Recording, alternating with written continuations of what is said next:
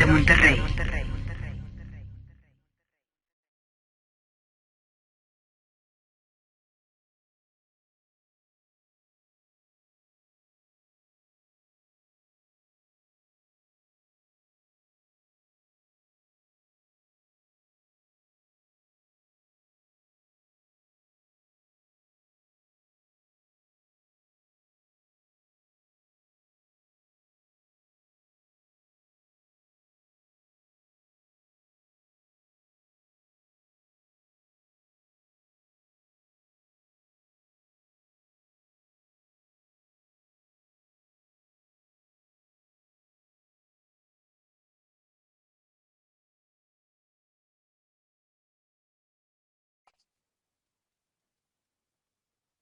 Hola a todos, buenas tardes.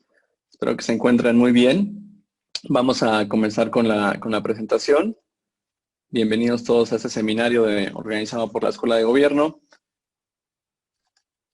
Un anuncio antes de iniciar. Sus preguntas las pueden realizar en el chat de Zoom y equipo de la Escuela de Gobierno va a estar revisando este chat y nos va a ir haciendo llegar sus preguntas para poder atenderlas hacia el final de la presentación. Bienvenidos, hoy vamos a hablar de toma de decisiones bajo condiciones de incertidumbre. En particular, vamos a discutir un análisis o parte de un estudio que estamos realizando en la Escuela de Gobierno para analizar diferentes alternativas de respuesta al COVID-19, considerando evidentemente pues un amplio espectro de incertidumbre, esto desde una perspectiva de simulación numérica.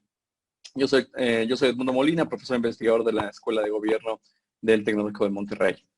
Antes de iniciar, me gustaría compartir con ustedes algo de información que me parece es valioso, especialmente si este tipo de análisis y, digamos, estudios son de su interés. La Escuela de Gobierno en noviembre de este año va a organizar la reunión anual de la Sociedad para la toma de decisiones bajo condiciones de incertidumbre profunda.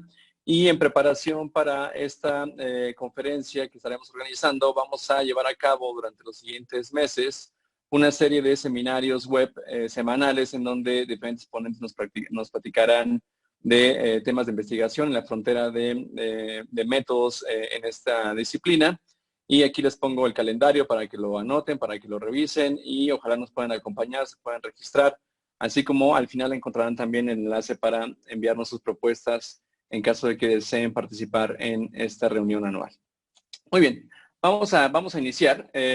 Antes de entrar en materia con el análisis, quisiera primero motivar un poco por qué es importante que hagamos este tipo de análisis empleando modelos de simulación y la experimentación computacional. Y en primera instancia, una de las cosas que está sucediendo es que vivimos en una etapa de gran aceleración.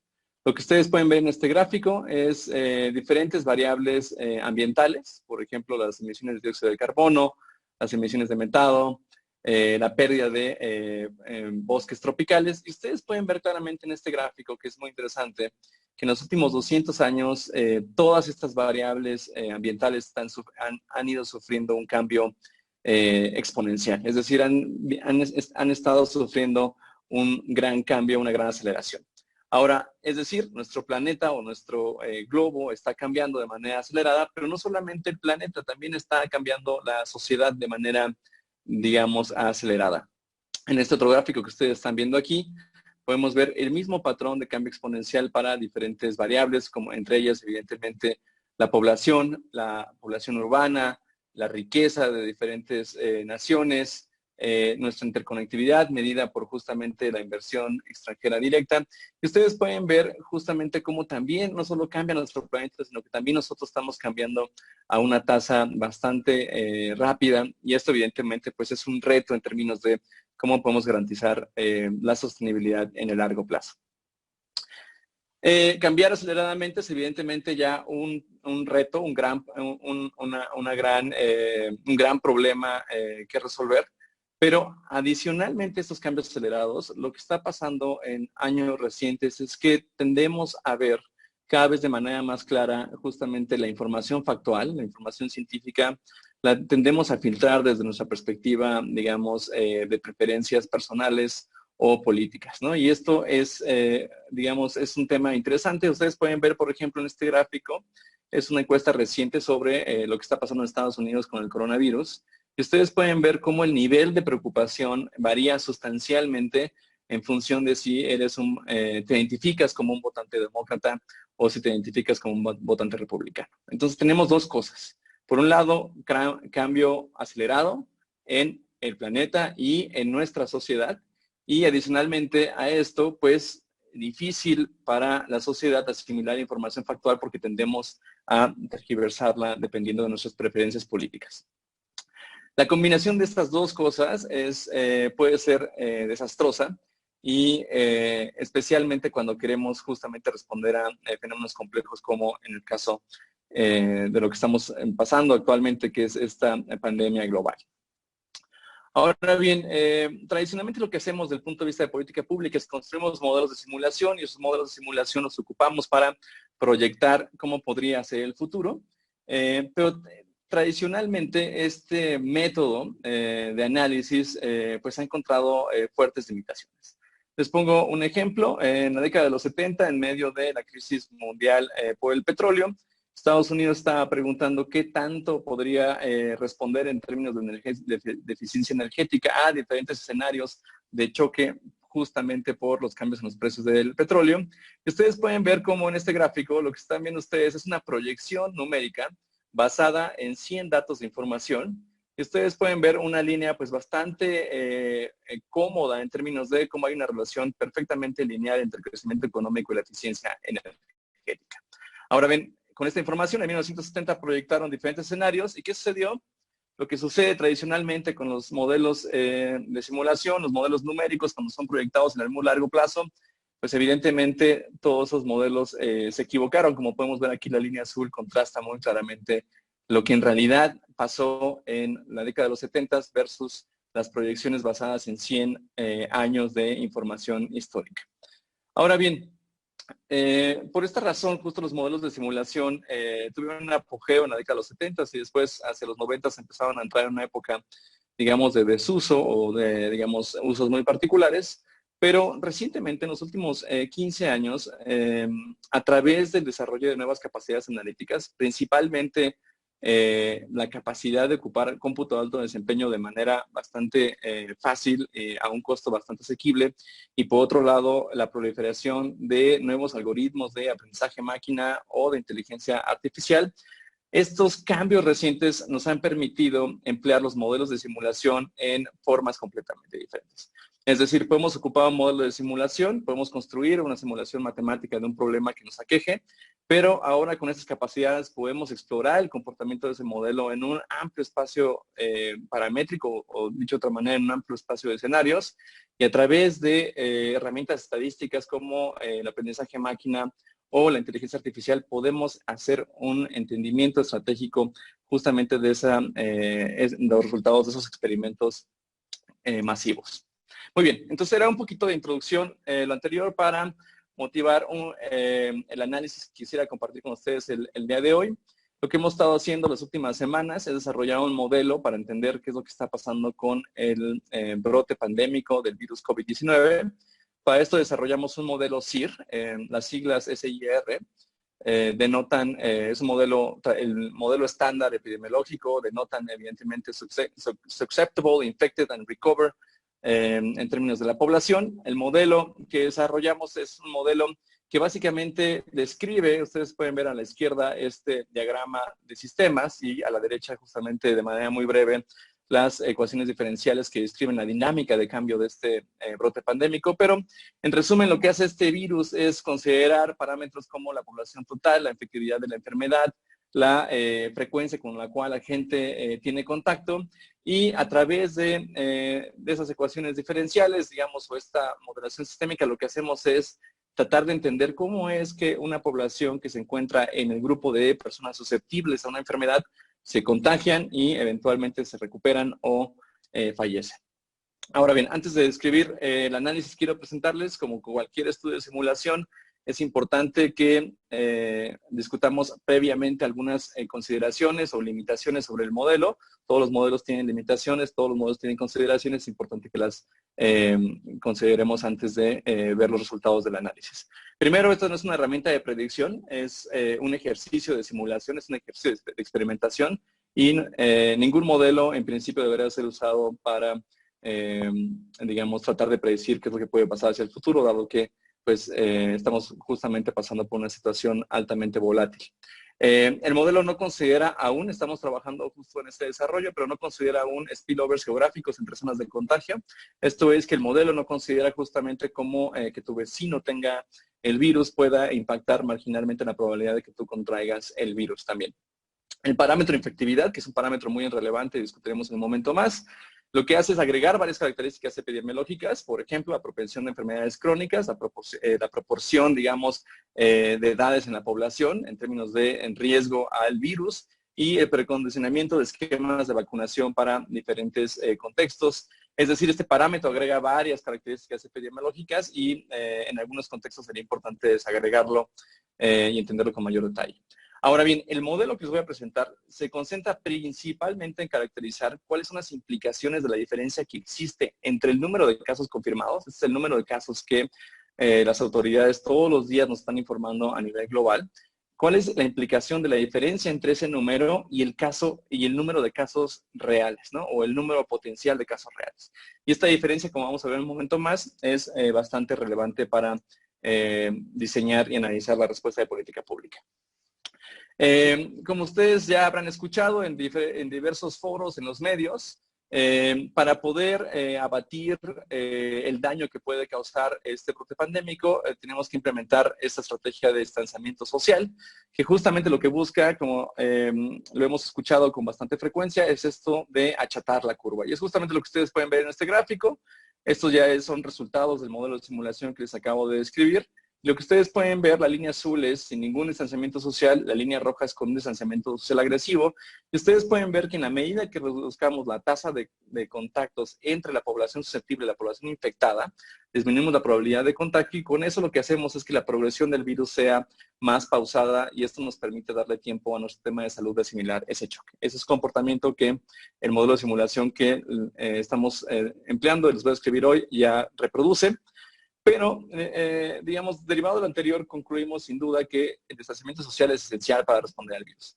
Sin embargo, el reto de política pública es que no sabemos cuál es el número de contagios real y eso tiende a ser bastante relevante, como lo pueden ver ustedes en esta gráfica. El eje horizontal es el tiempo, el eje vertical a la izquierda son las personas infectadas con el virus, el eje horizontal vertical a la derecha son las personas confirmadas con el virus.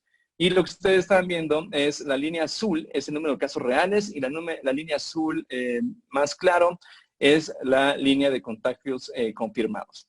Y ustedes pueden ver para un momento en el tiempo particular, por ejemplo 120 días, ustedes pueden ver la gran diferencia que existe entre el número de contagios confirmados y el número de contagios reales en una población.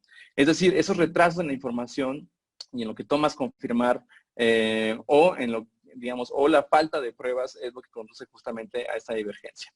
Ahora bien, ¿qué tan importante puede llegar a ser esta divergencia? Pues bastante importante. Ustedes pueden ver en las columnas el mismo gráfico, pero para diferentes casos de retrasos de información. En la izquierda tienen ustedes el caso ideal, en donde tiene solamente un día de retraso, es decir, tu sistema de salud, tu estrategia de contención tiene la capacidad de saber, digamos, en tiempo básicamente real cuál es el número de personas contagiadas con el virus. Y hacia la derecha ustedes están viendo un caso, digamos, bastante digamos, más drástico, en donde te toma al menos un mes conocer qué es verdaderamente lo que está pasando con tu población. Y ustedes pueden ver en este último caso la diferencia entre el número de casos confirmados y el número de casos reales, pues es varias escalas diferentes, ¿no? En este caso, casi 300% más de número de casos reales con respecto al número de casos confirmados.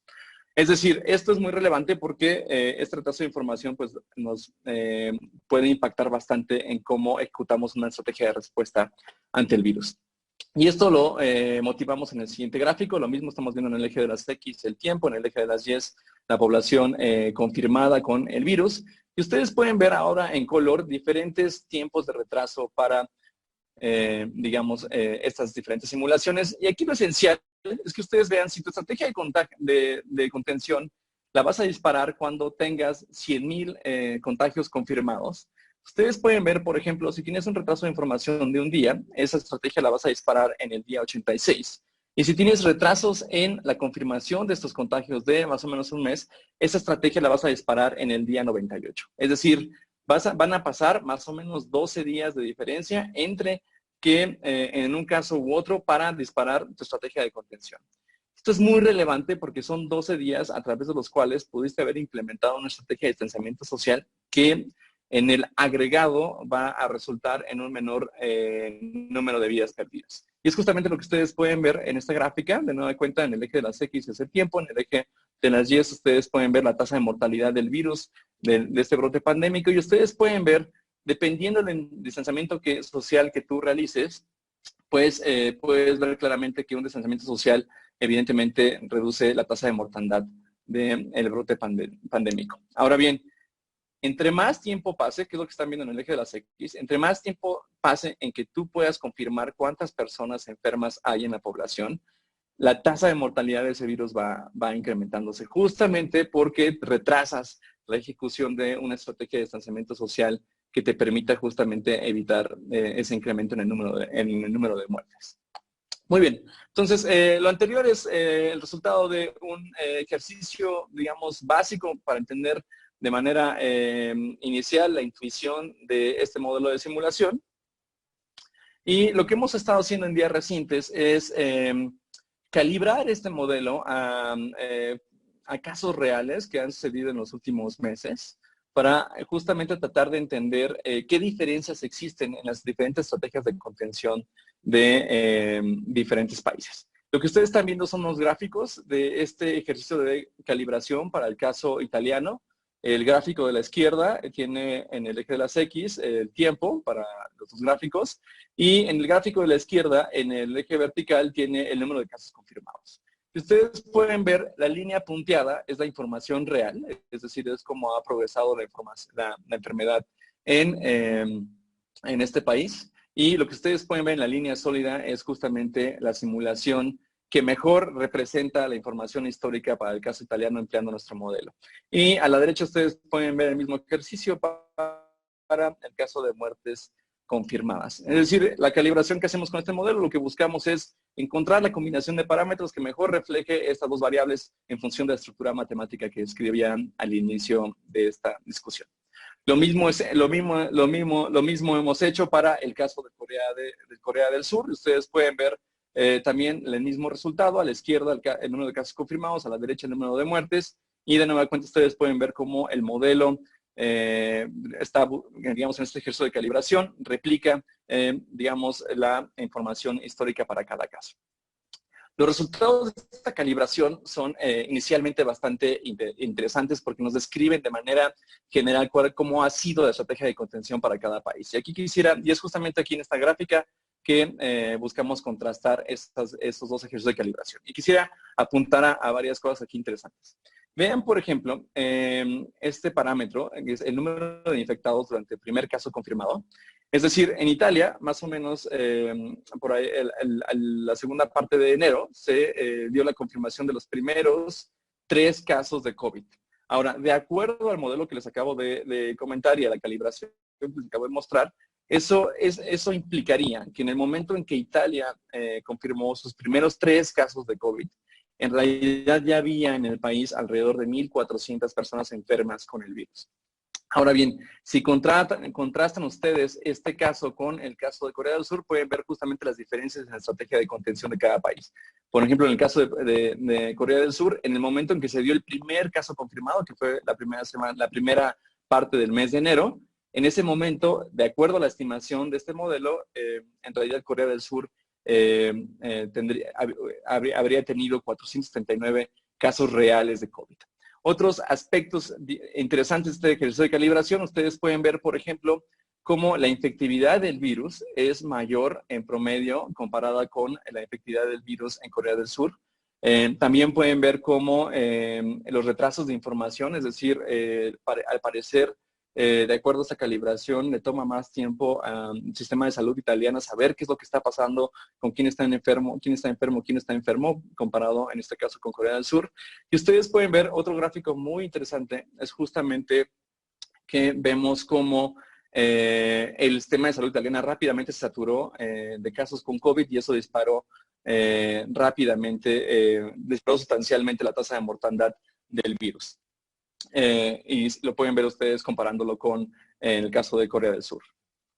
Muy bien, con esto lo que hemos estado haciendo con estos dos ejercicios de calibración es analizar qué pasaría con las curvas de difusión del virus a nivel estatal en nuestro país. Es decir, lo que hemos estado haciendo con este ejercicio de calibración es justamente tratar de entender qué pasa si nuestra estrategia de contención, la estrategia que estamos implementando en México, se desempeña más como la italiana. ¿Cómo se vería eso en términos de número de contagios? Y es justamente lo que ustedes están viendo aquí en este gráfico. En el eje de las X tienen el tiempo, en el eje de las Y tienen el número de casos acumulados confirmados de COVID-19 y cada línea representa un estado. Ustedes pueden ver más o menos en este primer ejercicio de simulación que el pico, digamos, de contagios más o menos en varias zonas del país sería alrededor de la primera quincena de julio. Comparando esta primera estimación con algunas estimaciones, ustedes pueden ver el estudio de Boston Consulting Group a la derecha, pues más o menos esta primera calibración nos dice que estos estimados están, digamos, dentro del rango de lo que algunos otros grupos están esperando. Este trabajo, evidentemente, de mayor envergadura, ya no es trabajo solamente mío, sino trabajo que estamos haciendo en colaboración con el doctor Fernando Gómez, el doctor Luis Serra, y para más información sobre todo el análisis que les voy a presentar, les recomiendo que se conecten, que visiten la página de México COVID-19, en donde encontrarán pues un número valioso de recursos sobre nuestro trabajo para estudiar esta pandemia. Muy bien. Con esta primera simulación, lo que hemos tratado de entender es cómo, digamos, estas diferentes curvas de difusión del virus a nivel estatal y tratar de estimar cuántos días nos tomaría estabilizar el número de contagios en nuestro país empleando esos parámetros y analizando cada uno de los estados. Ustedes pueden ver aquí en este diagrama de barras, pues, más o menos el promedio va a estar entre 120 días, considerando, digamos, que el primer caso confirmado fue a principios de marzo. Estas estimaciones de nueva cuenta, recordarles que consideran justamente ese retraso de información que hay entre el número de casos reales y el número de casos confirmados. Ahora, con estas curvas de difusión del virus, lo que hemos estado haciendo en días recientes es analizar cuál puede ser el potencial impacto de esta pandemia en diferentes sectores económicos en el país. Y para esto hemos cruzado la base de datos del Censo Económico 2014 a nivel rama con las diferentes curvas de difusión del virus a nivel estatal. Y empleando ese ejercicio analítico, lo que hemos hecho es hacer una primera estimación del impacto que tendrá la contención del virus COVID-19 en nuestro país en términos de empleo. Y es justamente lo que ustedes están viendo en este gráfico de mosaico. Entre más grande sea el mosaico, mayor el impacto en términos de pérdida de empleo a nivel sectorial en el país. Y ustedes pueden ver, pues evidentemente, uno de los sectores que parece ser que será mayormente impactado es justamente el comercio al por menor, pero ustedes pueden ver básicamente cómo este impacto, digamos, se va a ir diferenciando en los diferentes sectores, dependiendo evidentemente de qué tanto te impacta en tu actividad económica la necesidad de tenerte que distanciar socialmente. Ahora bien, dentro de cada sector, lo que ustedes estaban viendo en el gráfico anterior es el código en el censo económico a nivel sector. Si vemos dentro de cada sector, podemos encontrar la desagregación de los impactos económicos en términos de pérdida de empleo a nivel rama. Y ustedes pueden ver, por ejemplo, en el comercio al por menor, pues no todos los sectores van a ser igualmente impactados. Vemos, por ejemplo, como algunos sectores, pues, por ejemplo, las tiendas departamentales son aquellas las que dentro de este sector serán impactadas de manera más sustancial debido a la estrategia de contención del virus. Ahora, algo muy interesante del análisis que estamos haciendo es que como tenemos curvas a nivel estatal y tenemos la información del censo económico a nivel estatal, pues podemos justamente tratar de empezar a entender cómo podría ser este impacto de la contención del virus a nivel estatal por sector y rama económica. Y ustedes pueden ver en estos dos gráficos, lo que estamos constatando es es contrastando, es justamente el impacto que puede tener en el estado de Nuevo León versus el impacto que puede tener en el estado de Chiapas. Y ustedes pueden ver, por ejemplo, cómo en Nuevo León, pues el sector que potencialmente puede ser más afectado es justamente el sector de industrias manufactureras. Y vemos en Chiapas, por ejemplo, cómo los servicios de alojamiento temporal y de preparación de alimentos, pues pueden ser también, puede ser, digamos, ese sector que quizás tenga el mayor impacto, digamos, en comparación con lo que acabo de mostrarles a nivel nacional. Entonces, esto nos permite tener una primera aproximación de dónde pueden estar los impactos a nivel sectorial de justamente la estrategia de contención. Ahora bien, lo que les decía al principio de la plática es que no debemos de confiar en una sola proyección de un modelo de simulación, porque la probabilidad de que esa proyección esté equivocada es 1. Y en realidad lo que tenemos que hacer es tratar de entender o emplear estos modelos desde una perspectiva de experimentación que nos permita analizar en un amplio universo de futuros cómo se podrían comportar, digamos, tanto el impacto económico como la progresión de la difusión del virus variando diferentes parámetros. Y es justamente lo que ustedes están viendo aquí, son las curvas de difusión del virus a nivel estatal en la Ciudad de México, en el Estado de México, Nuevo León y Jalisco. Y lo que están viendo en el eje vertical es justamente el tiempo, y lo que están viendo en el eje horizontal están viendo el tiempo, en el eje vertical están viendo el número de casos confirmados. Lo que están viendo, la línea sólida es la corrida base que acabo de explicarles, y todas las líneas más claras son el número de, digamos, todos los escenarios que hemos estado considerando, variando principalmente la efectividad del virus, es decir, qué pasa si el virus es más infectivo de lo que pensamos, qué pasa si es menos infectivo de lo que pensamos, y también variando los retrasos de información. ¿Qué pasa si nuestros retrasos de información son más altos que en el caso italiano? ¿Qué pasa si son menores que en el caso italiano? Y ustedes pueden ver justamente pues cómo eso abre sustancialmente el abanico de posibilidades con respecto de cómo puede progresar el virus a nivel estatal. Esto lo podemos ver en términos del número de días necesarios para la contención del virus, y ustedes lo pueden ver justamente en este diagrama de barras. En los renglones están viendo los resultados para cada estado, y este diagrama de barras básicamente nos va a dar una indicación de dónde está la media del número de días necesarios para contención en cada estado, y nos está dando en esta parte superior del diagrama de barras justamente la dispersión o la variabilidad que puede tener esta estimación en función de los experimentos que hemos estado estimando.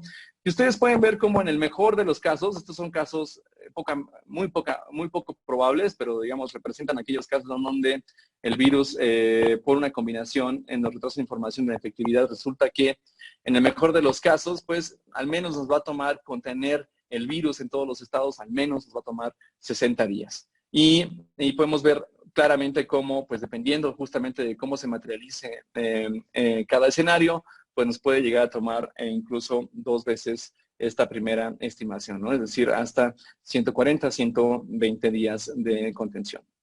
Ahora bien, esto también lo podemos, este mismo análisis lo podemos hacer justamente para analizar en qué sectores tienes la mayor, digamos, variabilidad en términos de los impactos esperados.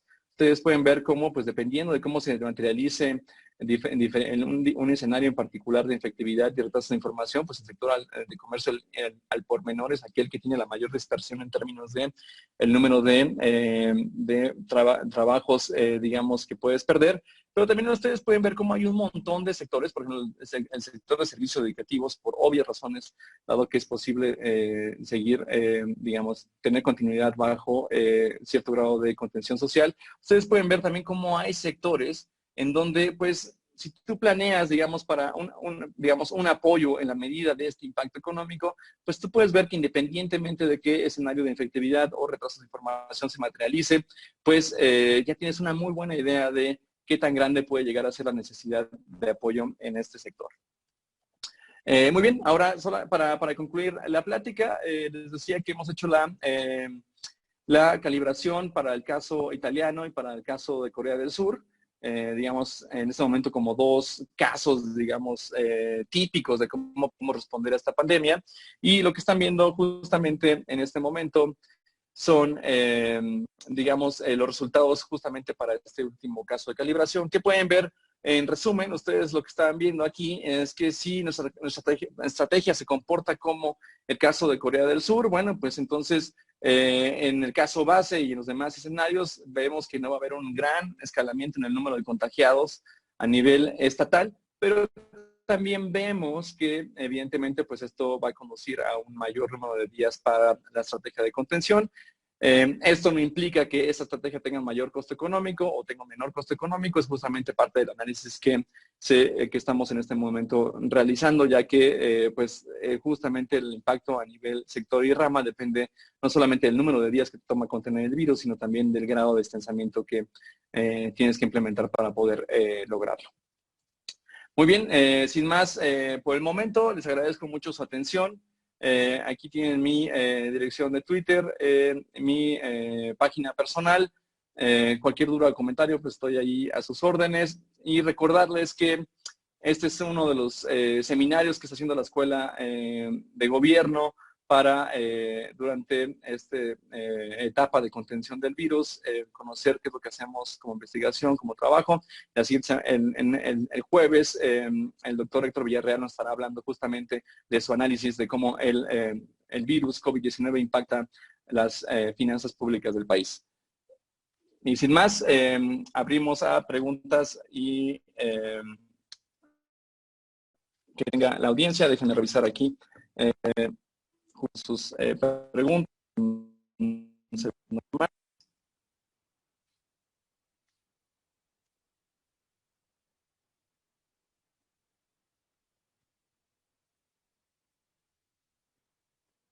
Un segundo, déjenme revisar nada más las preguntas.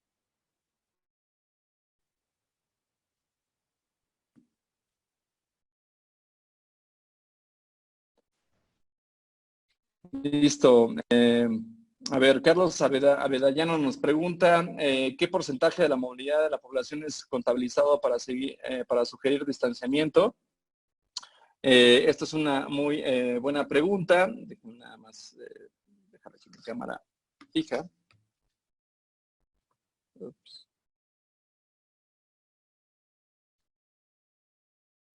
Listo, entonces nos dice qué porcentaje qué porcentaje de movilidad de la población es contabilizado para sugerir distanciamiento. Bueno, esto varía dependiendo de cada estrategia de contención. De nueva cuenta, de acuerdo a lo que hemos venido estimando en el modelo de simulación, por ejemplo, en el caso italiano, estás hablando de una reducción de 20% en términos de los contactos, digamos, base. Y en el caso coreano estás hablando de una reducción más o menos del 80% con respecto de los contactos base entre la población susceptible e infectada, ¿no? Entonces, digamos, dependiendo de la estrategia de contención que se implemente, pues es, digamos, la agresividad en términos de, digamos, la reducción en el número de contactos. Evidentemente aquí lo que estamos encontrando es que en el caso coreano, pues esa reducción fue bastante más sustancial que en el caso italiano. Aquí también recordar, ¿no?, que en el caso italiano lo que estaba sucediendo también es que llevaban un mayor retraso en términos de lo que estaba pasando con la pandemia. Ana Zavala nos pregunta qué porcentaje de la población se considera para realizar distanciamiento social ante una estrategia más agresiva. Creo que es una estrategia similar como justamente la que nos acaban de preguntar. Varía dependiendo de la estrategia de contención de cada país, pero de acuerdo a nuestras estimaciones, digamos, hay una diferencia muy sustancial entre el caso italiano y el caso coreano. Te decía más o menos del orden de 60 puntos porcentuales. Entonces, digamos, no reducir 20% tu tasa de contactos, digamos, pues eso conlleva, digamos, un esfuerzo menor versus, evidentemente, reducirla 80%, ¿no? Eso es, evidentemente, quedarte en casa, no salir, estar muy consciente justamente de mantener el distanciamiento social. Luis Fernando pregunta, en este ejercicio de simulación se está considerando la variable de tiempo de incubación del virus, la cual es entre 14 y 15 días. Efectivamente, eso es parte de lo que se considera en este modelo. Es parte de los parámetros base que se considera en el modelo CIR. Y quizás aquí vale la pena mencionar que los ejercicios de calibración, justamente que les mostraba, lo que están haciendo es explorar, digamos, todos esos parámetros, diferentes combinaciones, y lo que hace el ejercicio de calibración es encontrar el ajuste que reduce, digamos, de mejor manera el error entre el modelo y la información histórica. Noé Martínez nos pregunta, en temas municipales y de gobiernos estatales tenemos restricción de datos. qué tan válido es utilizar indicadores nacionales en conjunto con indicadores municipales para realizar las proyecciones. Yo creo que, bueno, aquí lo que te puedo dar no es mi punto de vista. Yo creo que es muy importante que a nivel municipal ustedes estén haciendo su trabajo en términos de entender cómo está el virus en su población. Eso es muy importante porque ustedes justamente para responder y para saber qué está pasando, pues necesitan saber justamente qué está pasando con su población a nivel municipal. Por otro lado, todas las proyecciones que veas, y aquí quizás el mensaje que quiero mandarles es, lo que se informa todos los días en diferentes países son el número de casos confirmados, y el número de casos confirmados no es necesariamente el número de casos reales. Y podemos ver justamente lo que les acabo de mencionar, que dependiendo de la estrategia de contención de cada país, entendiendo esa estrategia como el número de pruebas que apliques, la capacidad de respuesta que tiene tu sistema de salud, el número de camas disponibles que tienes para responder a la pandemia y la efectividad del virus, es posible que esos retrasos sean mayores o menores, ¿no? Entonces, todos los números que tú recibas a nivel estatal o a nivel, todos los números que tú recibas a nivel estatal o a nivel nacional, todos los tienes que preferentemente ajustar por, digamos, la posibilidad de que en realidad estás viendo un subgrupo de los casos reales. Déjame ver. Diego Lombardi nos pregunta, ¿cómo vincula los datos del virus con los sectores económicos? ¿Es proporcional a lo que representa cada sector en términos poblacionales? Esa es una excelente pregunta. Lo que hicimos ahorita es importante mencionarlo, es un ejercicio inicial, pero lo que estamos haciendo es primero estimar el número de días que se requieren para la contención del virus a nivel estatal. En función de ese número de días, calibramos una curva de impacto marginal en términos de la probabilidad de que un sector particular pierda una proporción de empleos que está directamente, digamos, determinada por el grado de distanciamiento social. Dicho de otra manera, para poder estimar el número de empleos que se pierden a nivel sector y rama, lo que hacemos es estimar cuántos días se tomaría la estrategia de contención. Después tomas en cuenta el grado de distanciamiento social que esa estrategia refleja, y esos dos parámetros los empleamos para estimar el efecto marginal en la pérdida de empleo a nivel sectorial. Y aquí considerando evidentemente que no todas las ramas a nivel, digamos, no todas las ramas van a ser impactadas igualmente por el virus, ¿no? De nueva cuenta, por ejemplo, toda la cuestión de hotelería tiene un impacto alto, ¿no? En términos del número de empleos que puedes perder en el sector turismo, ¿no? Pero eso va a ser muy diferente, por ejemplo, con el sector educacional. Y justamente en esas estimaciones que les muestro, esa diferenciación o esa heterogeneidad en el impacto marginal ya es algo que estamos considerando. Y es trabajo en progreso, estamos todavía afinando algunas cosas y demás, pero digamos estos números son, digamos, primeros, números iniciales. Hernán Paredes nos pregunta, ¿con qué parámetros se calculó el impacto económico? De nueva cuenta, la respuesta es justamente el número de días que te toma contener el brote del virus a nivel estatal y el grado de distanciamiento social que captura la estrategia de contención, ¿no? Entonces, son esos dos parámetros los cuales, digamos, se emplean para estimar el potencial número de empleos perdidos. Aquí vale la pena mencionar algo que sería muy interesante hacer con el modelo ya hacia adelante, es justamente que dependiendo de cómo te vaya con el virus, pues va a haber un impacto en las expectativas, ¿no? Entonces, evidentemente no es lo mismo el caso italiano en términos de cómo ha escalado, digamos, lo drástico del virus versus el caso coreano, ¿no? En términos de cómo esa progresión de la crisis pues ha impactado justamente en la percepción del contexto económico, ¿no? Pero eso requiere evidentemente un mayor nivel de sutileza y eso es algo que estaríamos revisando, digamos, como una prioridad hacia las siguientes 4 o 5 semanas. José Gómez pregunta, el 31 de marzo el New York Times publicó una predicción, estimaron entre 100,000 y 240,000 fallecidos. ¿Qué opinas de la predicción? Recuerdo muy bien el día en que la Casa Blanca emitió esa proyección, es un número muy fuerte, sin duda, pero yo creo que sí te da una idea de la escala que puede llegar a tener este brote sin el manejo adecuado, ¿no? Si no se le da la seriedad adecuada. Esos números que presentaron en la Casa Blanca son, digamos, estimaciones del CDC, lo cual es evidentemente una muy buena referencia para justo estimar el potencial impacto que pueda tener el virus. Y te da una idea de la escala de retraso que ha ocurrido en Estados Unidos con la respuesta al virus, ¿no? El número de contagios en Estados Unidos, el primer caso confirmado en Corea y Estados Unidos se dio al mismo tiempo, ¿no? Y tú puedes ver claramente cómo ha habido pues un manejo completamente diferente de la crisis en ambos países. Ya a nivel personal, yo lo que te diría es, yo espero que esos números no se materialicen. Yo creo que Estados Unidos va a responder de manera muy drástica en las próximas semanas, pero llevan ya un gran retraso, ¿no? Y recuerden que esto cambia exponencialmente, entonces es muy difícil poder compensar por lo que ya ha ocurrido, ¿no? Entonces los números probablemente sean altos, ¿no? Tristemente. Cristina Eva nos pregunta, está circulando un multiplicador por los casos reportados para estimar el total número de infectados. En el caso de México, ¿tú qué opinas sobre eso?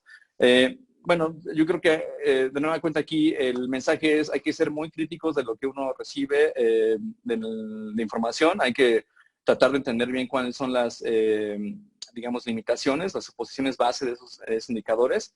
Mi reacción sería la siguiente, en dos partes. La primera, qué bueno que estamos empezando a tener esa conversación en términos de el número de casos que nos anuncian como confirmados todos los días, no es el número de casos reales. Hay una discrepancia entre esos dos números y sí es importante desde mi punto de vista como país conocer ese número y saber justamente qué tan relevante puede ser para la toma de decisiones. Ahora, habiendo dicho esto, pues digo, hay que revisar las suposiciones de esos números, hay que entender bien qué es lo que se está haciendo para estimarlos.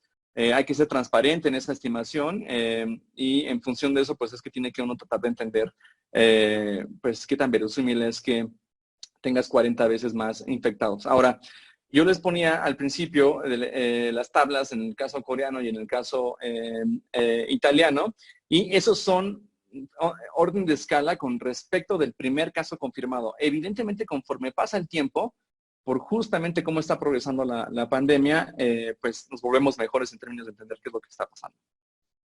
Entonces, ese en orden de escala seguramente tiende a reducirse en el tiempo. Alejandro nos pregunta, ¿estos modelos los utilizan o los aplican algunos de los gobiernos o autoridades de nuestro país?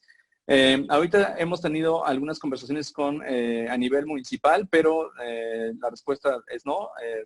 Es un análisis que estamos haciendo en la escuela de gobierno justamente con el objetivo de entender de mejor manera qué es lo que está pasando y en función de esos hallazgos diseminarlos y tratar de tener un debate público que sea en la medida de lo posible informado en función, digamos, de estimaciones que tratan de ser lo más objetivas y puntuales posibles.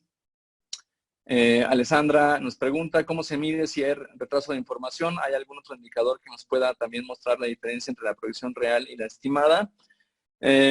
Bueno, ¿cómo se mide? Tiene que ver justamente con la estructura del modelo que les platicaba en este seminario. Recuerden que el modelo está construido, por base está construido asumiendo que va a existir una diferencia entre el número de casos confirmados y el número de casos reales. Y lo que hacemos es, en función de la información histórica, lo que hacemos es que calibramos el modelo justamente para reflejar de la mejor manera posible esa información histórica. Y una vez que esa calibración, esa calibración te da esa estimación de parámetros, tú puedes revisarla y es así como sabemos o podemos estimar más o menos cuál es la diferencia entre una proyección real y una proyección estimada. Aquí es muy importante aclarar algo. Lo que estoy haciendo es ocupar información de casos que ya tienen varios meses de progresión, como es el italiano y el coreano. En nuestro caso en particular, es pues bastante incierto justamente qué tan grande puede ser ese retraso de información. Es algo que iremos conociendo conforme va avanzando esta pandemia en las próximas semanas. Ruth Jacobson nos pregunta si tiene alguna estimación de retraso de información de México. Bueno, es justamente lo que mencionaba hace un momento. Ahorita no lo tenemos. No es ahorita, digamos, de mi punto de vista lo esencial. Lo esencial aquí es, digamos, es parte de lo que les compartí en el seminario, es cuál estrategia de contención es más robusta en términos de la mitigación del contagio, en la estrategia de mitigación italiana o la estrategia de mitigación de Corea. Y lo mismo aplica justamente para cuál es más robusta en términos del impacto económico que puede tener la contención en las diferentes ramas económicas.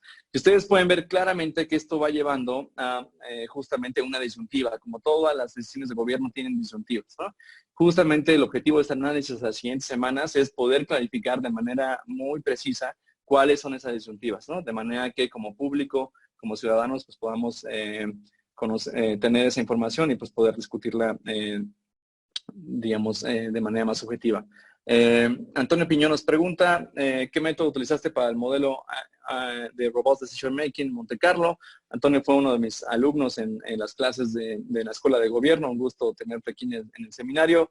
Digamos, lo que hicimos fue construir un modelo de ecuaciones diferenciales empleando, digamos, una estimación empleando el método de Rush-Kekuta-4 y bueno, pues varias otras técnicas ahí relevantes como un muestreo factorial de las diferentes variables, en este caso efectividad y retrasos de información. Y nos pregunta, ¿y qué software se utilizan para estas estimaciones?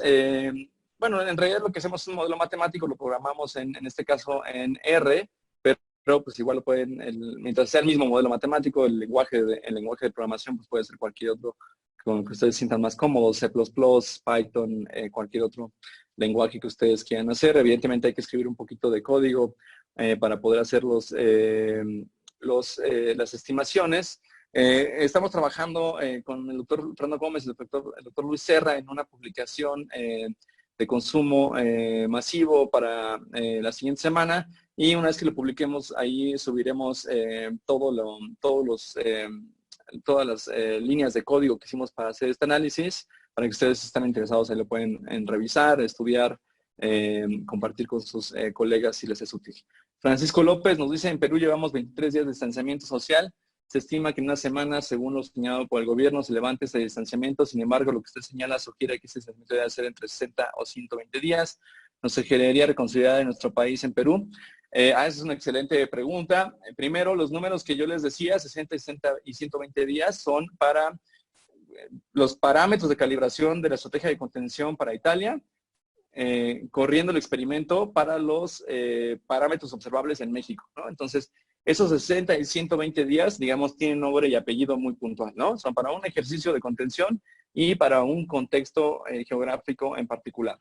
Entonces, para hacerlo en Perú, lo que tendremos que hacer es justamente correr el análisis con los parámetros de Perú y te podremos dar evidentemente una respuesta muchísimo más puntual en ese sentido.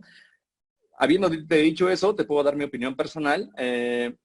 Yo creo que conforme esto vaya avanzando la siguiente semana, el siguiente par de semanas, especialmente por lo que va a estar ocurriendo en Estados Unidos, es probable que la fecha de distanciamiento se empiece a empujar un poquito hacia adelante. Pero va a también depender mucho justamente de la estrategia de contención en Perú. Hasta donde yo sé, la estrategia de contención de Perú ha sido bastante temprana, muy integral.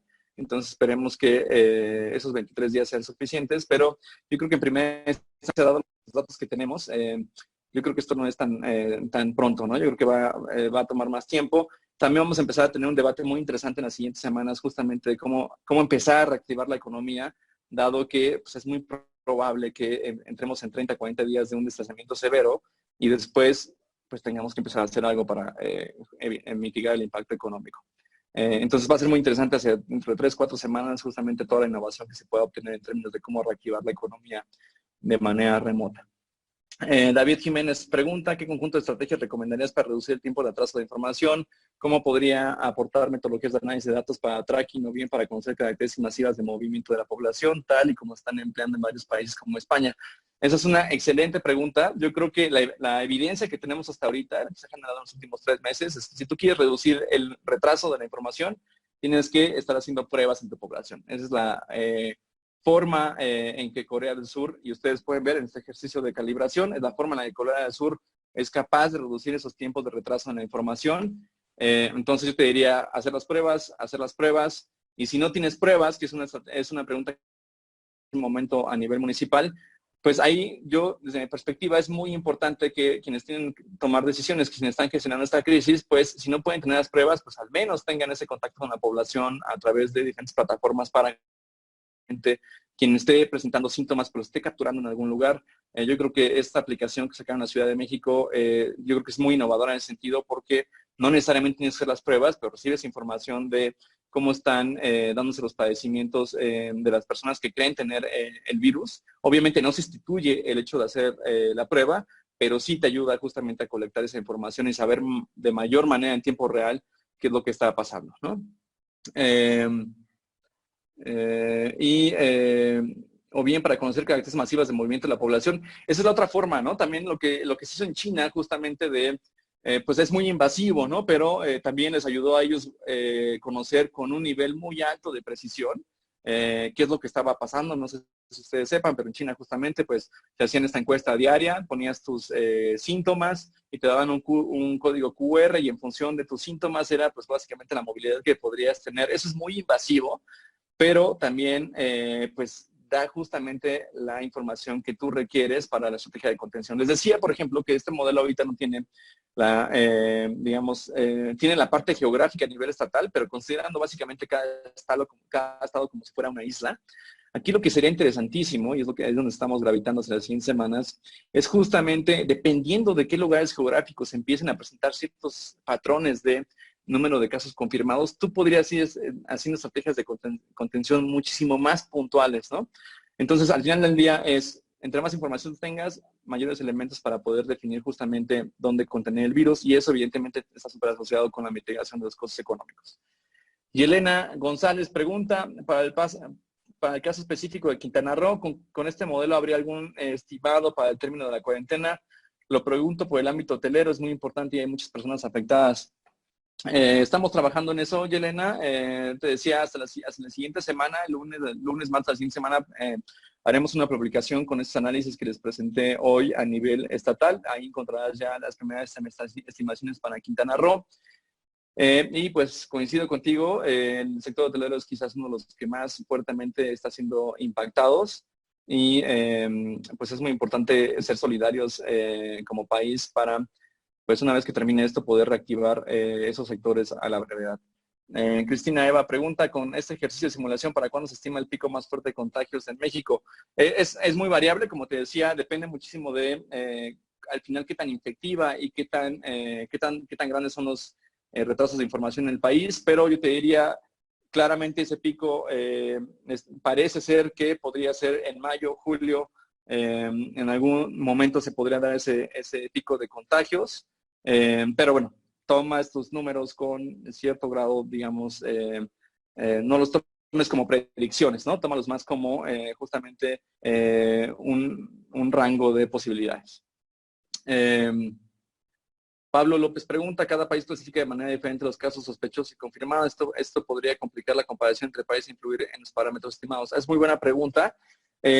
Ocupamos los datos de la Organización Mundial de la Salud y esos dos datos que reportan son nada más confirmados y muertes. Creo que el caso de sospechosos, y digo aquí habrá que verificarlo, pero creo que el caso de sospechosos nada más lo hace México. Nada más México reporta sospechosos. Entonces, de las bases de datos que ocupamos son las bases de datos oficiales de la OMS y en función de eso hicimos la estimación del modelo. Vamos con la última pregunta. Adriana García nos pregunta, ¿nos podrían mencionar de nuevo la página del COVID? Con muchísimo gusto. Déjenme ponerla aquí de nuevo en la presentación. Ay, déjenme, aquí justo me mandaban las preguntas en otro chat. Déjenme organizar esto.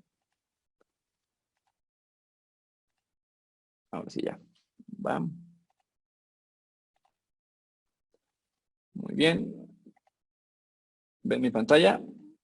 Me parece que sí. Entonces, la página de COVID, al momento más aquí la tienes, es mexicocovid19.mx. Entonces ahí es la página que está concentrando los esfuerzos de la Escuela de Gobierno para Análisis del COVID, y ahí entre esta y otras muchas cosas encontrarán ahí el monitoreo en tiempo real que están haciendo diferentes profesores de la Escuela de Gobierno. Muy bien, pues ha sido un gusto estar con ustedes el día de hoy. No se olviden que el siguiente jueves tenemos la presentación con el doctor Héctor Villarreal. sobre finanzas públicas ante el COVID-19. Y también el 23 de abril tendremos justamente la presentación de la plataforma México COVID-19 con los doctores, la doctora Grisel Olivera, el doctor Roberto Ponce y el doctor Fernando Gómez. No se pierdan ese seminario. Y de igual manera los invito a estar al pendiente justamente de los seminarios web que estaremos haciendo de la sociedad para el análisis de decisiones bajo condiciones de incertidumbre profunda. Fue un gusto estar con ustedes. Mi nombre es Edmundo Molina. Nos vemos pronto.